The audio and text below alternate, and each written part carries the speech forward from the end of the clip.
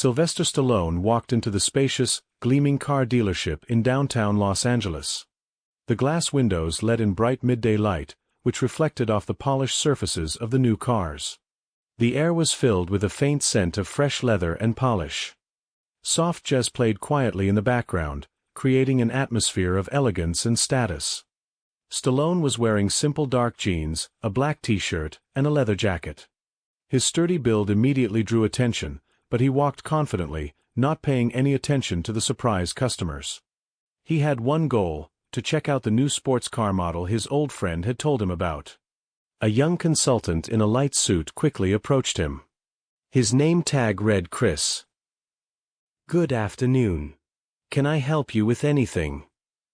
Chris smiled, but his eyes quickly scanned Stallone's figure, pausing on the scratched leather jacket.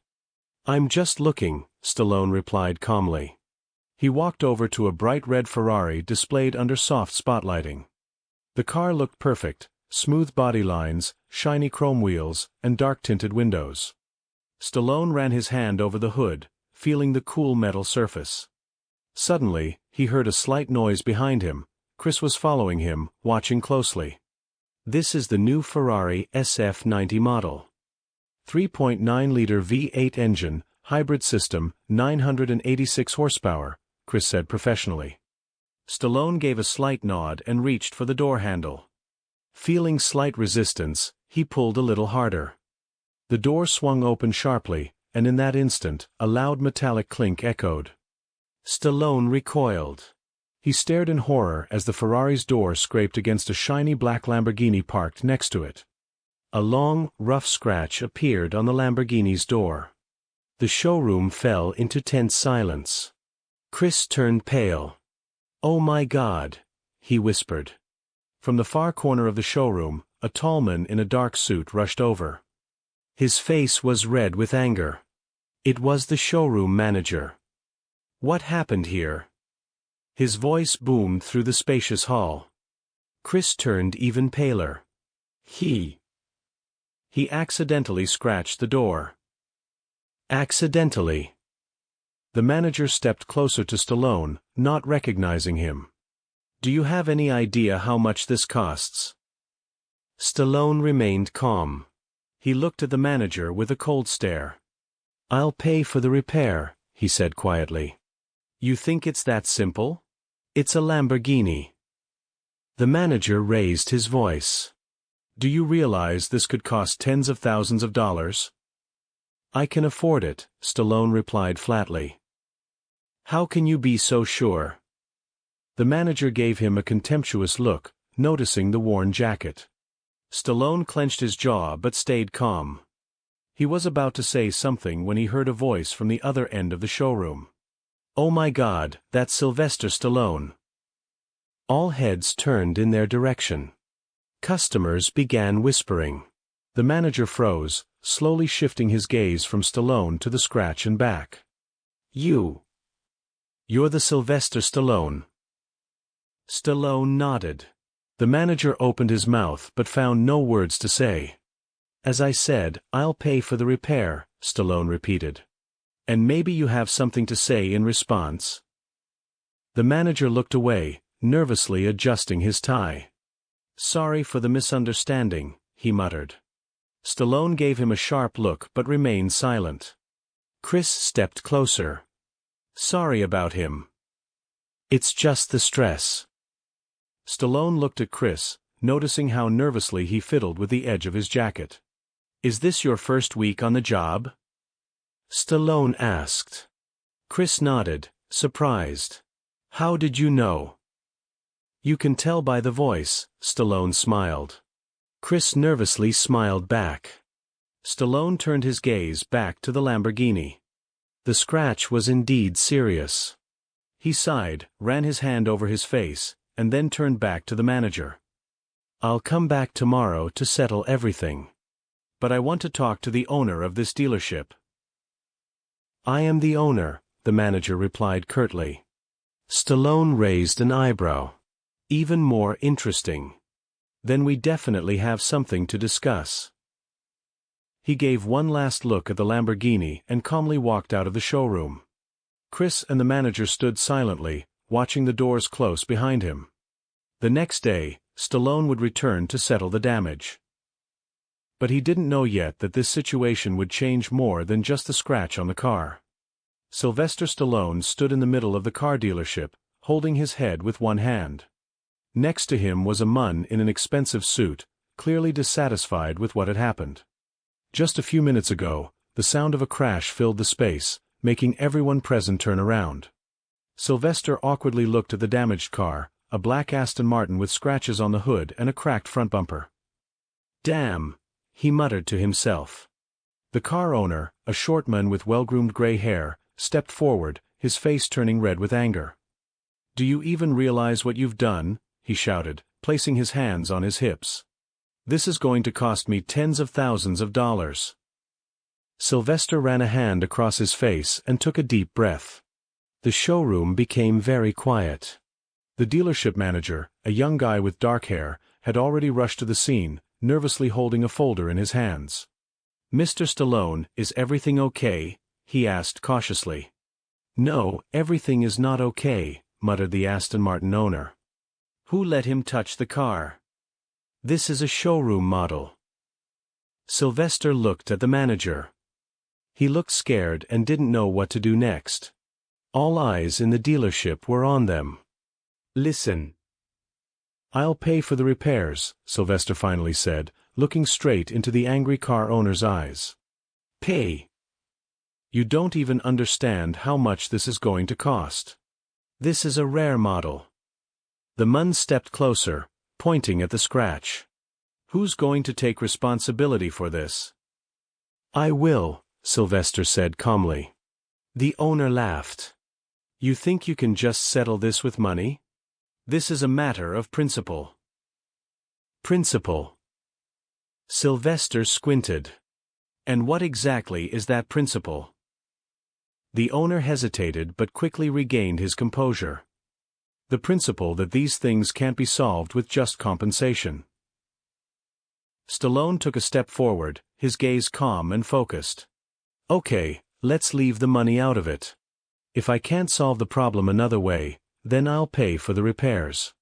But for now, let's sit down and talk." "Talk? What's there to talk about?" the man replied irritably. "About why this scratch upset you so much," Sylvester said gently. "There's something more here than just a car, isn't there?"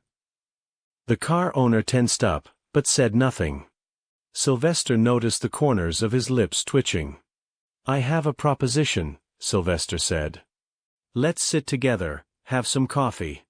If after that, you still think I should pay for the repairs, I'll cover all the costs, no questions asked." The man looked at him in confusion. The tension in the showroom was still palpable. The manager and a few clients standing nearby held their breath. "Well," Sylvester asked softly, "give me a chance to explain." After a short pause, the Aston Martin owner sighed and nodded. "All right. But you're paying for the coffee." Sylvester smiled. "Deal." They made their way to the lounge area in the corner of the dealership, where a coffee machine and a few stylish chairs stood. Sylvester felt the eyes of everyone in the showroom on him, but he didn't rush. This was just the beginning. He knew that behind the calm conversation, there could be much more than just compensation for a scratch. He ordered 2 coffees, sat opposite the man, and looked him in the eyes. "So, let's start from the beginning. What's your name?" "Richard," he grumbled. "Richard.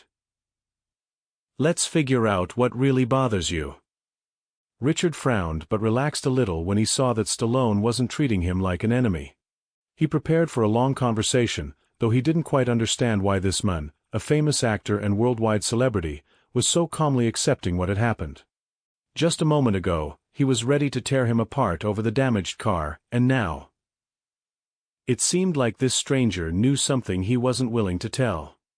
"What's really bothering you, Richard?" Stallone repeated, subconsciously easing the atmosphere. Richard cautiously took a sip of coffee and inhaled deeply. "It's not just the car. It's my everything. I spent every penny on it, invested everything I had. For me, it's not just a car, it's a part of my life. Every little scratch on it feels like a blow to my dignity."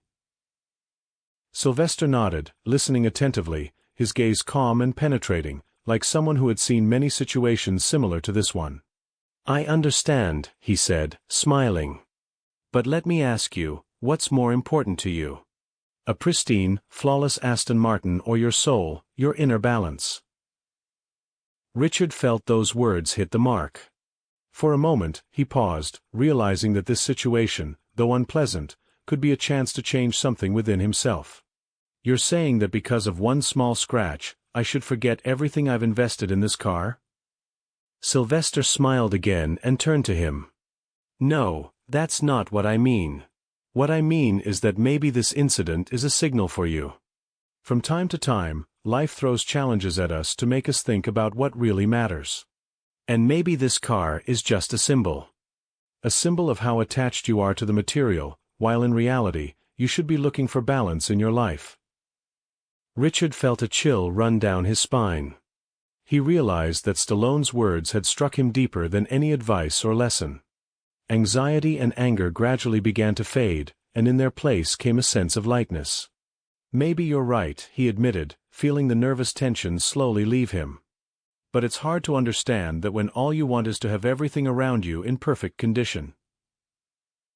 Stallone nodded, understanding. He was here not just to solve the problem with a damaged car, but to help a person who seemed to be too consumed by the material world, which was taking up too much space in his life. "Now let's try a different approach," he said. "I suggest you stop focusing on the car and focus on what's truly important around you. The people who support you, or, let's say, people like me. I know what it's like to focus everything around one thing, one object. But if you give yourself the chance to let go of those emotions, you can see other important aspects of life." Richard quietly chuckled, as if feeling lighter. "You're definitely not what I thought. I expected you to just tell me how to fix the problem. But this turned out to be deeper." Sylvester smiled. "Life isn't just about solving specific problems, Richard. Sometimes it's worth just taking a pause, figuring yourself out, and understanding what's more important." You were able to see something different in a situation that seemed like it couldn't be solved with a simple sorry. The man looked at his Aston Martin, still sitting there in the showroom, and thought, "Maybe I really have forgotten that what's most important isn't just the price and appearance of the car, but what I'm actually doing with it in my life." They sat for a while longer, talking not about cars or money, but about life principles and true values. Stallone left behind an important lesson: sometimes it's worth looking deeper than just the surface of events. After Sylvester Stallone left Richard alone, the man sat in his office, staring out the window at his impeccably maintained car. He mentally analyzed everything that had happened and realized that this incident had changed him more than he could have imagined. Richard returned to his papers, but thoughts of the car still held him captive. He felt more aware, as if his eyes had been opened to things he had previously ignored. Maybe it was time to start valuing moments instead of just material objects. Stallone's ideas about balance and the importance of inner peace began to work in his mind. That evening, he got ready for dinner with his wife. She noticed his changed mood and asked what had happened. "You look completely different than usual," she said, sitting at the table while he arranged the dishes. "What's going on?" Richard paused for a moment, considering how to explain. He didn't want to immediately push his thoughts onto her, but on the other hand, he felt this was the moment for an honest conversation. "You know, I've always been obsessed with this car," he began, looking at her with an emotion that felt different from usual. "And I've spent more on it than on anything else in my life. But today, after having a conversation with an interesting person, I realized that maybe I've been wrong." She raised an eyebrow, intrigued, and waited for him to continue. Richard smiled. "I had the chance to talk to Sylvester Stallone. He helped me see things differently. All these years, I thought material things were what gave me peace, but the truth is, what really matters is what I feel inside. It's not the car, it's just part of my external shell. So, I realized I need to start appreciating moments with you, with the family, instead of always chasing after perfect things that seem important just because of their price." She thought for a moment, then quietly smiled. "I like that you've changed, Richard. I can see it. I've always said that material things are just a part of life, but they can't replace what really matters." Richard took a deep breath, as though he was breathing in the air of freedom for the first time. He wasn't ready to give up on his ambitions, but now his understanding of success had changed significantly. Over the next few days, he embraced this new perspective. He no longer pursued the idea of perfection in every detail, and began to find harmony in everyday things: family dinners, simple conversations, and even in moments when he just sat and thought. The following week, he decided to go to the park and leave the car at home. It was a small step, but an important one.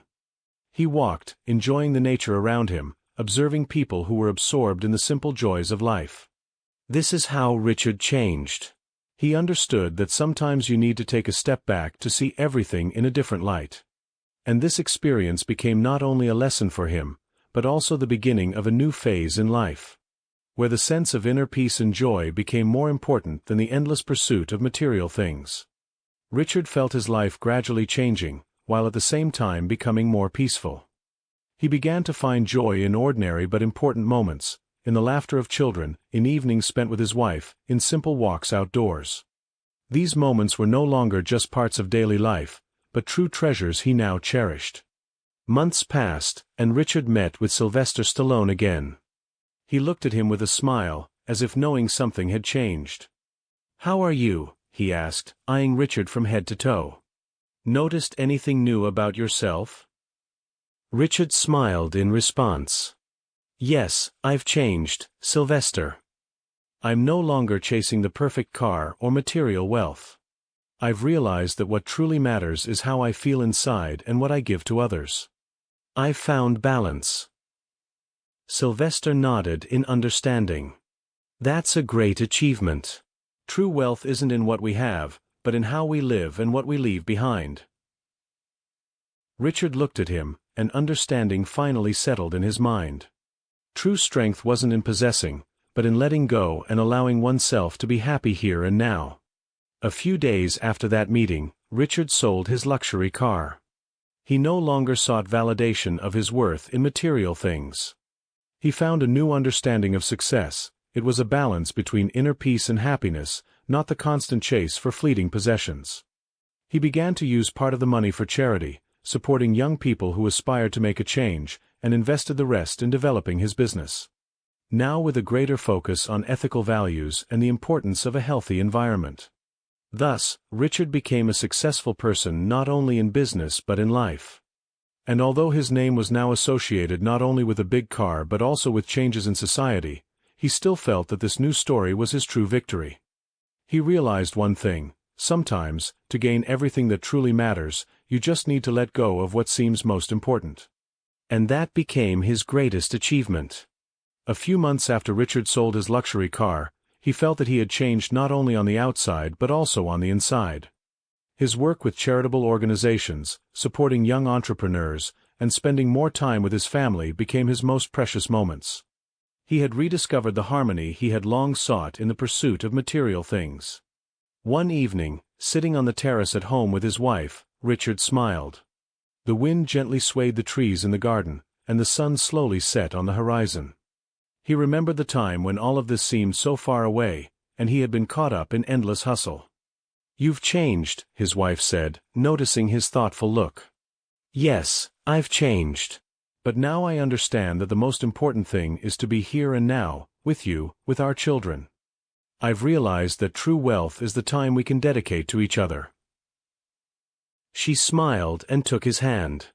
"I'm so glad you understand that," she said softly. Richard looked at the sky and felt at peace. He no longer strived for the ideals that society had imposed on him. Now his ideal was his own path, simple joys, genuine connections with people, and, most importantly, the understanding that happiness doesn't necessarily go hand in hand with material achievements. The next day, Richard met with Sylvester Stallone again. He arrived in an old car that he truly liked, simple but reliable. Sylvester smiled when he saw how Richard had changed. "You look happy," he said. "And I really am," Richard replied. "You know, not all changes come from giving something up. Some come from realizing that true wealth is in our actions and relationships with people." Sylvester nodded. "That's true. And that's what brings the deepest satisfaction. You made the right choice." From that time on, Richard continued to live in harmony with himself and the world. He no longer sought recognition and no longer chased endless growth. Now he believed that the changes he had made had become that small but important spark that could ignite a fire of greater awareness in the people around him. He didn't know what the future would hold for him, but now his path was calm and confident, without the rush for external achievements. And in this, he found his true victory.